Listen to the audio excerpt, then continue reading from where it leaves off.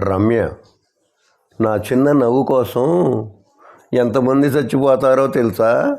బంటి, కాస్త స్టీల్ చూసుకొని మా ఇంటికి ఒకసారి రారాదు. ఎలకలు ఏ మందు పెట్టినా సావటం లేదు. రఘు, అరే భద్రం, నేను ఒక విషయం కనిపెట్టానురా. భద్రం, ఏమిటది? రఘు, పచ్చి కూరగాయల మొక్కలు తినటం వల్ల కళ్ళు కనిపిస్తాయట. భద్రం, నీకెలా తెలుసురా? రఘు, పశువులు కళ్ళజోడు పెట్టుకోకపోయినా వాటికి బాగా కనిపిస్తున్నాయి కదా. ప్రేమ్, నాన్న, నాకు రూపవతి, గుణవతి, విద్యావతి అయిన అమ్మాయిని పెళ్లి చేసుకోవాలనుంది.